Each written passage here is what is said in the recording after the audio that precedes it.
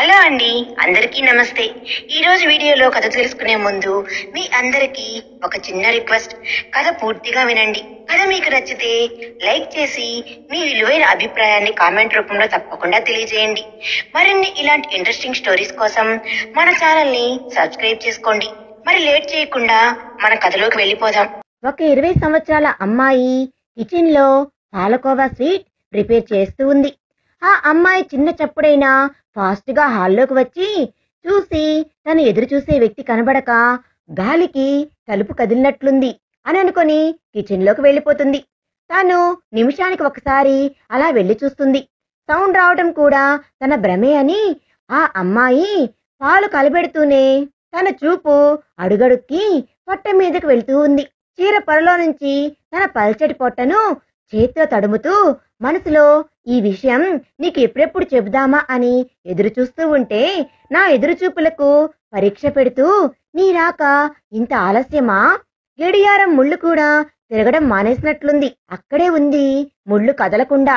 ఆలోచనలో మునిగి ఉన్న తను తన మెడ చుట్టూ చేతులు పట్టంతో ఉలిక్కిపడి మెడ చుట్టూ పడిన చేతులను పట్టుకొని ఏంటి ఇంత ఆలస్యం శివా అని అంటుంది. ఆలస్యమా?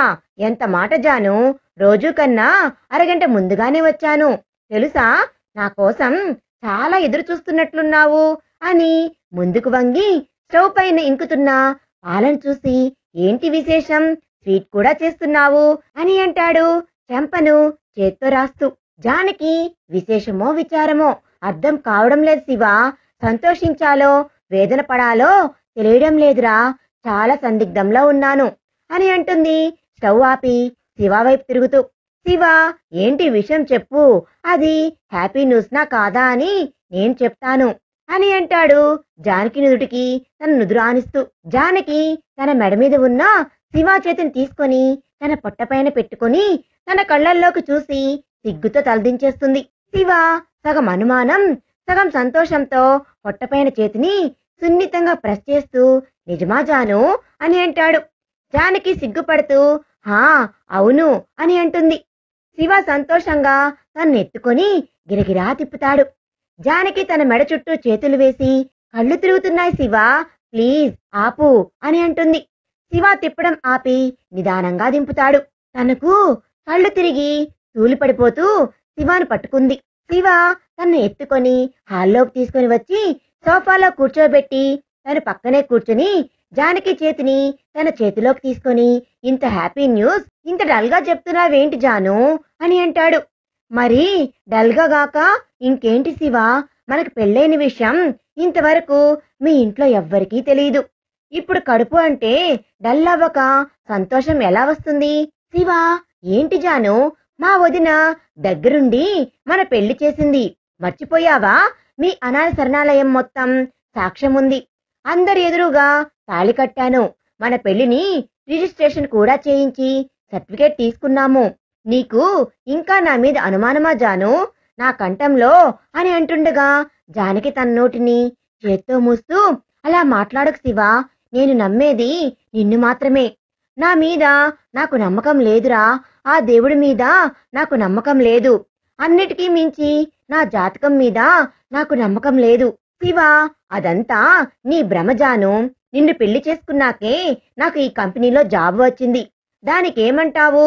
జానకి పేలవంగా నవ్వుతూ మీ నాన్నకు కంపెనీలో నష్టం వచ్చి దాని వలన హాస్ట్రోక్ వచ్చింది శివ, అందుకే కదా అక్క ఇంట్లో ఇప్పుడే చెప్పవద్దు అని కొన్ని రోజులు ఆగుదామనంది అని అంటుంది కళ్ళనీళ్లు పెట్టుకుంటూ. శివ, ఎందుకు జాను అన్ని నెగిటివ్ గా తీసుకుంటున్నావు? నీ వలనే నాన్నకు ప్రాణాల మీదకి రాకుండా కేవలం ట్రీట్మెంట్ తోనే నార్మల్ అయ్యింది అని అనుకోవచ్చు కదా అని అంటూ తన కన్నీళ్లు తుడిచి పిచ్చి పిచ్చి ఆలోచనలు మాని త్వరగా రెడీ అయ్యిరా, ఈ హ్యాపీ మూమెంట్ ని సెలబ్రేట్ చేసుకుందాం అని అంటాడు. జానకి అని అంటూ లేచి వెళ్ళబోతుంటే శివ తన చేయి పట్టుకొని ఆపుతాడు. జానకి శివ దగ్గరికి వచ్చి ఏంటి శివ అని అంటుంది. శివ జానకి నడుమును 2 చేతులతో చుట్టి పొట్టపైన ముద్దు పెట్టుకొని త్వరగా వచ్చే బంగారం, నీకోసం ఈ నాన్న వెయిటింగ్, నువ్వు వచ్చి మీ అమ్మ చెవి మెలిపెడితే కాని తన నెగిటివ్ థాట్స్ పోవు. జానకి వంగి శివ తలపైన ముద్దు పెట్టుకొని నెగిటివ్ థాట్స్ కాదు శివ, ఈ సంతోషం నాకెక్కడ దూరం అవుతుందో అన్న భయం. శివ, నేనున్నానుగా జాను, నీ సంతోషం దూరం పోనిస్తానా? రేపే వెళ్ళి వదినకి విషయం మొత్తం చెప్తాను. ఇంట్లో అందర్నీ ఒప్పించి నిన్ను తీసుకుని వెళ్ళిపోతాను. సరేనా? నువ్వు మాత్రం డల్గా ఉండకు అని ఇంకోసారి పొట్టపై ముద్దు పెట్టి జానకిని వదులుతాడు. జానకి వాష్రూమ్కి వెళ్ళి ఫ్రెష్ అప్ అయి వస్తుంది. శివ స్వీట్ ని బౌల్లో తీసుకుని వచ్చి తనకి తినిపిస్తాడు. జానకి తను కూడా స్వీట్స్ తిని శివాకి తినిపిస్తుంది. ఇద్దరూ కలిసి బైక్ లో బయటికి వస్తారు. ఐస్ క్రీమ్ పార్లర్లకు తీసుకుని వెళ్ళి ఐస్ క్రీమ్ తినిపిస్తాడు. మూవీకి తీసుకుని వెళ్తాడు. ఇద్దరూ కలిసి ఇంటికి రిటర్న్ అవుతారు. ఒక దగ్గర రోడ్కు అటువైపున అమ్ముతున్న బొమ్మల్ని జానకి చూస్తుండటం మిర్రర్ లో నుంచి చూసిన శివ సైడ్ కి బైక్ ఆపుతాడు. జానకి, ఏమైంది శివ అని అంటూ బైక్ దిగుతుంది. శివ బైక్ దిగి, ఆ బొమ్మ బాగుంది కదా, ఒక్క నిమిషం ఇక్కడే ఉండు జాను, ఆ బొమ్మను తీసుకుని వస్తాను అని. జానకి, వద్దు శివ, ట్రాఫిక్ ఎక్కువగా ఉంది, రోడ్ క్రాస్ చేసి వెళ్ళాలి కదా అంటున్నా వినకుండా ఫాస్ట్ గా వెళ్లి బొమ్మను కొని రిటర్న్ అవుతూ రోడ్ క్రాస్ చేసి జానకి వైపు బొమ్మను చూపి, నీకోసమే అని నవ్వుతూ సైగ చేస్తూ వస్తూ ఉన్న శివను అటు నుండి వస్తున్న లారీ గుద్దేస్తుంది. శివ గాలిలో పల్టీలు కొట్టి కింద పడి తలకు గట్టిగా దెబ్బ తగులుతుంది. శివ చేతిలో బొమ్మ ఎగిరి జానకి చేతిలో పడుతుంది. జానకి శివ అని అరుస్తూ బొమ్మను కింద పడేసి పరుగున వచ్చి శివ తలను ఒడిలో పెట్టుకుని శివ అంటూ ఏడుస్తూ చెంపల్లో చేత్తో తడుతుంది.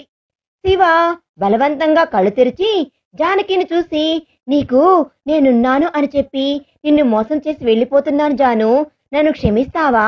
జానకి, నీకు ఏమీ కాదు శివ, మనం హాస్పిటల్కి వెళ్దాం అని అంటుండగానే, ఐఆమ్ సారీ బంగారం అని అంటూ జానకి పట్టను ముద్దు పెట్టుకొని తల వాల్చేస్తాడు. జానకి శివ అని అరుస్తూ అక్కడే కళ్ళు తిరిగి పడిపోతుంది. 9 నెలల తర్వాత హాస్పిటల్లో నర్స్ అప్పుడే పుట్టిన పాపను టవల్తో నీట్గా తుడిచి టవల్ చుట్టి జానకి పక్కన పడుకోబెడుతూ, శుక్రవారం ఆడపిల్ల పుట్టింది, అదృష్టం తల్లి అని అంటుంది. జానకి పాపను చూసి పేలవంగా నవ్వి నర్సుతో, నన్నెప్పుడు డిశ్చార్జ్ చేస్తున్నారు సిస్టర్ అని అంటుంది. సిస్టర్, నార్మల్ డెలివరీనే కదా, సాయంత్రం వెళ్ళిపోవచ్చు జానకి అని అంటుంది. థ్యాంక్స్ అంటూ పాప నుదుటిన ముద్దు పెట్టుకొని ఏడుస్తుంది. ఆ రోజు రాత్రి జానకి పాపను తీసుకొని తలపై ముసుగు వేసుకొని ఒక పెద్ద బిల్డింగ్ దగ్గరికి వస్తుంది. బయట వాచ్మ్యాన్ తిరుగుతూ ఉండటంతో అక్కడే ఒక పక్క నక్కి నిలబడుతుంది. కాసేపటికి వాచ్మ్యాన్ పక్కకు వెళ్లడంతో ఫాస్ట్ గా లోపలికి వచ్చి పాప ఫేస్ అంతా ముద్దులు పెట్టి గుమ్మం దగ్గర పాపను పడుకోబెట్టి తనకు శివ కానుగ్గా ఇచ్చిన చైన్ తీసి పాప మెడలో వేసి, ఇది మీ నాన్న ఇల్లురా, అంటే నీ ఇల్లు, నిన్ను మీ పెద్దమ్మ కళ్ళల్లో పెట్టుకొని చూసుకుంటుంది, నాకు తెలుసు, బాయ్ బంగారం అని అక్కడి నుండి 2 అడుగులు వేసి వెంటనే వెనక్కి వచ్చి పాపను ఎత్తుకుని ఏడుస్తూ, నన్ను క్షమించురా, నిన్ను ఇలా వదిలేస్తున్నందుకు అని. వాచ్మెన్ వస్తాడేమో అని పాపని పడుకోబెట్టి డోర్ బెల్ కొట్టి పరుగున బయటకు వెళ్లి దాక్కుని చూస్తూ ఉంటుంది. అమ్మా వెళ్ళిపోతుంది అని తెలిసేమో పాప కేర్ కేర్ అని ఏడుస్తూ ఉంది.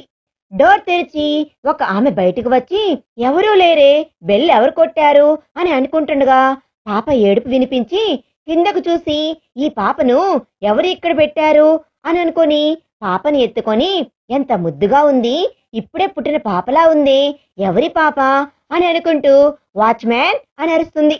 వాచ్మెన్ పరుగున వచ్చి, చెప్పండి మేడం, లోపలికి ఎవరు వచ్చారు అని అడుగుతుంది. ఈ పాపను ఇక్కడ వదిలి వెళ్లారు అని అంటుంది వాచ్మెన్ తో. వాచ్మెన్ భయంగా, తెలియదు మేడం, నేను టాయిలెట్కి వెళ్ళినప్పుడు వచ్చి పెట్టారేమో అని అంటాడు. ఎవరు లక్ష్మి అంటూ 2 ఏళ్ల పాపని ఎత్తుకొని బయటికి వస్తాడు లక్ష్మి భర్త రఘురాం. లక్ష్మి పాపను చూపుతూ, ఎవరో పాపను ఇక్కడ వదిలి వెళ్లారండి. రఘురాం పాపను చూస్తూ, నువ్వు పాపను లోపల తీసుకుని వెళ్ళు లక్ష్మి, నేను బయటకు వెళ్లి చూసి వస్తాను అని బయటకు వెళ్తాడు. రఘురాం బయటకు వస్తుండటం చూసిన జానకి అక్కడి నుండి రఘురాం కంట పడకుండా వెళ్ళిపోతుంది. రఘురాం చుట్టుపక్కల అంతా చూసి ఎవ్వరు లేకపోవడంతో ఇంటికి వెళ్ళిపోతాడు. జానకి అక్కడి నుండి వెళ్తూ మనసులో, అక్క, శివ చనిపోయాక నా గురించి ఎంత వెతికిచ్చావో నాకు తెలుసు అక్క, కానీ నాకు శివ లేని లోకంలో నేను ఉండలేనక్క. అందుకే నేను నీకు కనపడకుండా ఉన్నాను. ఈ పాపను కనడం కోసమే ఇప్పటి వరకు ప్రాణాలతో ఉన్నాను. మీ ఇంటి బిడ్డను మీకు అప్పచెప్పేశాను. నాకు తెలుసు అక్క, నువ్వు పాపను బాగా చూసుకుంటావు అని అనుకుంటూ బ్రిడ్జ్ దగ్గరికి వచ్చి పైకి చూస్తూ, నీకోసం నేను వచ్చేస్తున్నాను శివ. నువ్వు లేని లోకంలో నేను ఉండలేను. I love you Shiva. పాపని తలుచుకొని నాలాగా నువ్వు అనాథవి కాదురా, నీకు అందరూ ఉన్నారు అని అనుకొని నదిలో దూకేస్తుంది జానకి. పాప ఆపకుండా ఏడుస్తూ ఉంటుంది. పాప ఏడుపుకు ఇంట్లో అందరూ ఒక్కొక్కరుగా హాల్లోకి వస్తారు. లక్ష్మి అత్తయ్య కృష్ణవేణమ్మ, లక్ష్మి ఎవరు ఈ పాప అని అంటుంది. లక్ష్మి భయంగా అత్తగారి వైపు చూస్తూ విషయం చెప్తుంది. కృష్ణవేణమ్మ, మన ఇంటి ముందు బిడ్డను పెట్టడం ఏంటి? ఎవరు పెట్టారు లక్ష్మి అని అంటుంది. అత్తయ్య, అది ఎవరో చూడటానికే ఆయన వెళ్ళారు అని అంటుంది పాపను ఓదారుస్తూ. లక్ష్మి మామయ్య సుబ్బరామయ్య పాప ఏడుస్తుండటంతో లక్ష్మి చేతిలో నుండి పాపను తీసుకొని, అవన్నీ తర్వాత, పాప ఆకలికి ఏడుస్తున్నట్లుంది, పాపకు పాలు పట్టించు లక్ష్మి అని అంటాడు. లక్ష్మి సరే మామయ్య అని కిచెన్లోకి వెళ్తుంది. కృష్ణవేణమ్మ ఉండి, ఎవరి బిడ్డో ఏంటో మీరు ఎత్తుకోవడం ఏంటండి అని అంటుంది. సుబ్బరామయ్య, ఎవరి బిడ్డైతే ఏంటి కృష్ణ, పసిబిడ్డ ఆకలికి ఏడుస్తుంటే ఓదార్చడానికి అంటూ పాపను తిప్పుతూ ఓదారుస్తూ అక్కడ గోడకు తగిలించి ఉన్న శివ ఫోటో దగ్గర ఆగుతాడు. శివ ఫోటోకి దండ వేసి బొట్టు పెట్టి చుట్టూ రన్నింగ్ లైట్స్ తో కళకళలాడుతూ ఉంటుంది. పాప ఏడుపు ఆపి తన చిట్టు చేతిని ఫోటోపై వేస్తుంది. సుబ్బరామయ్య ఆశ్చర్యంగా పాపను చూసి, ఏంట్రా వాడు ఎవడు అనుకుంటున్నావా? మా చిన్న కొడుకు శివరాం. మా మీద కోపం చేసుకొని మాకందరికీ అందనంత దూరంగా వెళ్ళిపోయాడు. పాప శివ ఫోటో వైపు చూస్తూ ఉంది. సుబ్బరామయ్య, ఎందుకు కోపం వచ్చింది అనుకుంటున్నావా? వాడు జానకి అనే అమ్మాయిని ప్రేమించాడు. తనని పెళ్లి చేసుకోవడం వాళ్ళ అమ్మకి ఇష్టం లేదు. కానీ వాడు ఆ అమ్మాయిని మాకెవ్వరికీ చెప్పకుండా పెళ్లి చేసుకున్నాడు. మా అందర్నీ వదిలి వెళ్ళిపోయాడు. మొదట వాడి మీద కోపం వచ్చింది. మళ్ళీ వాడి మీద ప్రేమ కోపాన్ని జయించింది. వాడి ఇంటికి వెళ్ళి బ్రతిమిలాడైనా ఇక్కడికి తీసుకువద్దాం ఇద్దరిని అనుకున్నాము. కానీ విధి వాడిని మాకు పూర్తిగా దూరం చేసింది. ఆ అమ్మాయి కూడా ఎక్కడికి వెళ్ళిందో తెలీదు అంటూ కళ్ళల్లో నీళ్లు వస్తుంటే టవల్తో కళ్ళను అద్దుకుంటాడు. కృష్ణవేణమ్మ సుబ్బరామయ్య భుజం మీద చెయ్యి వేసి, ఎందుకండి ఇప్పుడు వాడిని గుర్తు చేసుకుని బాధపడుతున్నారు? సుబ్బరామయ్య, వాణ్ణి మర్చిపోయింది ఎప్పుడని కృష్ణ ఇప్పుడు గుర్తు చేసుకోవడానికి? ప్రతి సెకండ్ వాడి ఆలోచనలు, వాడి అల్లర్నే గుర్తుకు వస్తుంది. లక్ష్మి గ్లాస్లో పాలు తీసుకుని వచ్చి క్రింద పెట్టి పాపను తీసుకుంటూ, ఇప్పుడు ఎంత తలుచుకొని బాధపడినా వాడు తిరిగి రాడు మామయ్య. ఇంక దాని వలన మీ ఆరోగ్యం దెబ్బతింటుంది తప్ప మీ అబ్బాయి తిరిగి రాడు అంటూ కింద కూర్చొని కాళ్ళు చాపి పాపని కాళ్లపై పడుకోబెట్టి ఉగ్గినతో పాపకు పాలు తాగిస్తుంది. కొంచెం పాలు పొట్టలో పడగానే పాప నిద్రపోతుంది. సుబ్బరామయ్య కృష్ణవేణమ్మలు బాధపడుతూ ఫోటోలో ఉన్న శివాను చూస్తూ ఉంటారు. రఘురాం డల్ గా నిద్రపోతున్న పాపను భుజాన వేసుకుని లోపలికి వస్తాడు. లక్ష్మి పాపను సోఫాలో పడుకోబెట్టి రఘురాం భుజాన ఉన్న పాపను తీసుకుంటూ, ఎవరైనా కనిపించారా అని అడుగుతుంది. రఘు, లేదు లక్ష్మి, ఎవ్వరు కనపడలేదు అంటాడు. లక్ష్మి, ఇప్పుడు ఎలాగండి? పాప కృష్ణవేణమ్మ, ఎలాగేంటి? రేపు ఉదయం తీసుకుని వెళ్ళి పోలీస్ స్టేషన్లో అప్పచెప్పడమే. వాళ్ళు ఏ అనాథాశ్రమంలోనైనా చేరుస్తారు అని అంటుంది. లక్ష్మి బాధగా రఘు వైపు చూస్తుంది. రఘు, ఎందుకమ్మా ఈ పాప మనకేమి బరువు? మనమే చూసుకుందాం. మన స్నేహతో పాటు ఈ పాప పెరుగుతుంది. కృష్ణవేణమ్మ, ఏం చెప్తున్నావురా? అది ఎవరి బిడ్డో ఎవరి పాపమో మన ఇంటి ముందు వదిలి వెళ్తే మనం చూసుకోవాలనా? మనకెందుకురా? దాని జాతి, నీతి, కులం ఏదో ఎవ్వరికీ తెలీదు. దానివలన మనకు ఏ నష్టాలు వస్తాయో, అది ఎంత నష్టజాతకురాలు కాకపోతే దానిని వీధిన పడేస్తారు. మన స్నేహతో పాటు పెరగడం ఏంటి? ఒకవేళ నువ్వు పెంచాలన్నా స్నేహతో పాటు కాదు, ఈ ఇంటి పని మనిషిగా పెంచుకుందాం అని ఆవేశంగా అంటారు. రఘు, అమ్మా అని అంటాడు. సుబ్బరామయ్య, నువ్వు ఎందుకు ఆవేశపడతావు కృష్ణ? రఘు చెప్పినట్లు మనకి ఇంత ఆస్తి ఉంది. ఆ పాపను పెంచడం మనకి ఏమీ కష్టం కాదు. నువ్వన్నట్లు దోషాలేమైనా ఉంటే పరిహారం చేయిద్దాం, అంతే కదా. కృష్ణ, మీకు తెలీదండి అది ఎవరి రక్తమో, ఏ బొద్దులుంటాయో, రేపు దీనివలన మనకు ఏ తిప్పలు వస్తాయో అని అంటుండగా హాల్లో ల్యాండ్ ఫోన్ గణగణా మోగుతుంటే రఘు వెళ్ళి ఫోన్ ఎత్తి హలో అంటాడు. ఫోన్లో ఏం చెప్పారో కాని రఘు సంతోషంగా నిజంగానా, చాలా థ్యాంక్స్ లాయర్ గారు అని ఫోన్ పెట్టేస్తారు. అందరూ రఘు వైపు చూస్తుంటారు. సుబ్బరామయ్య, ఎవరు రఘు, లాయర్ విశ్వనాథమా, ఏమంటున్నారు అని అన్నాడు. రఘు, హా అవునాన్నా, మనం కేసు గెలిచామంట. 10 ఏళ్ల నుండి కోర్టులో సాగుతున్న కేసు 100 ఎకరాల భూమి మీకు చెందినదే అని, దాని మీద ఇక నుంచి సర్వాధికారాలు మీకే అని తీర్పు వచ్చిందంట అని అన్నాడు.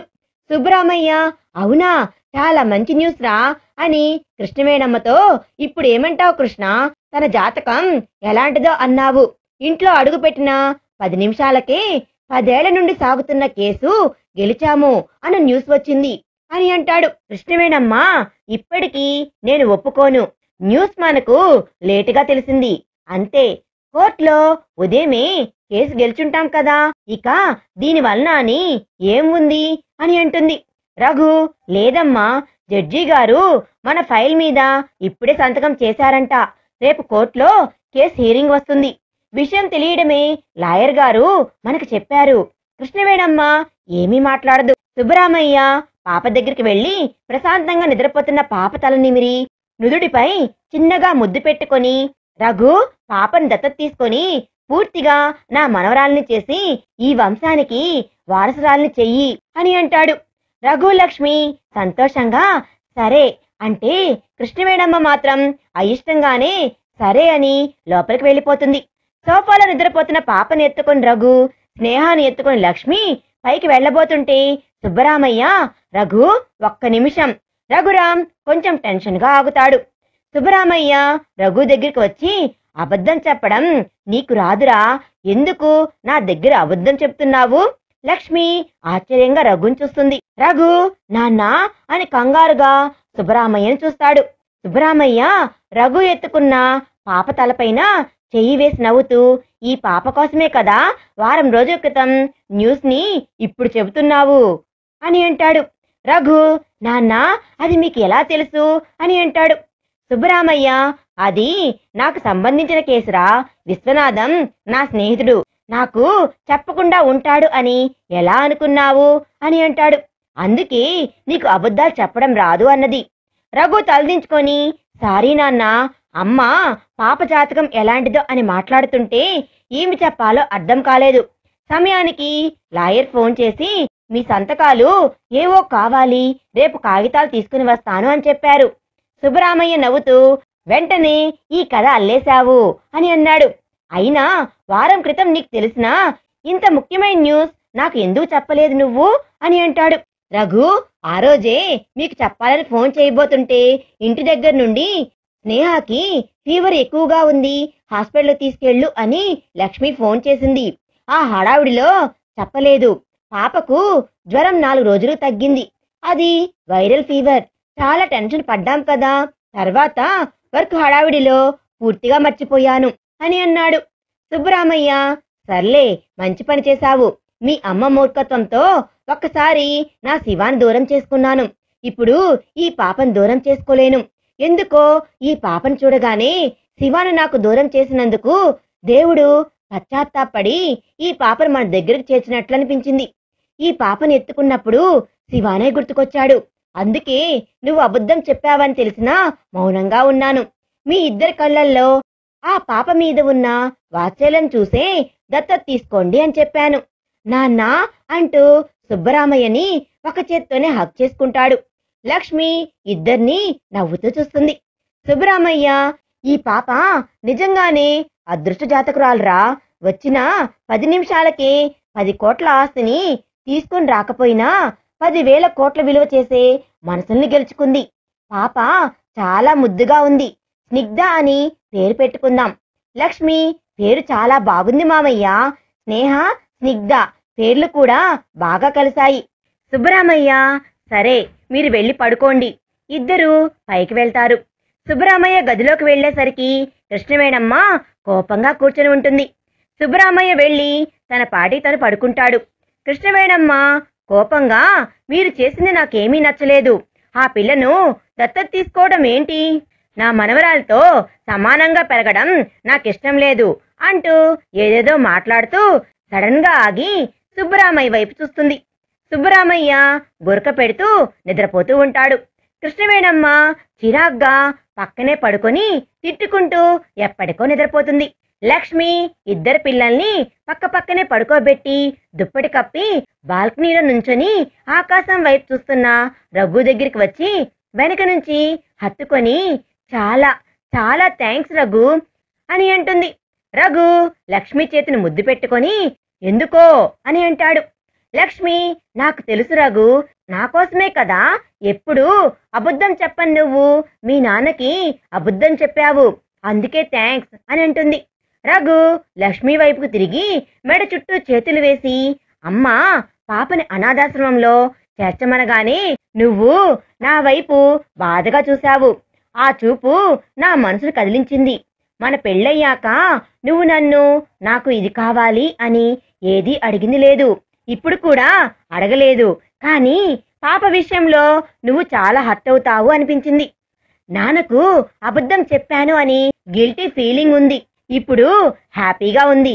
అమ్మ కూడా పాపని అర్థం చేసుకొని దగ్గర తీసుకుంటే బాగుంటుంది. లక్ష్మి, మీరు మీ అమ్మ గురించి ఆలోచిస్తున్నారు.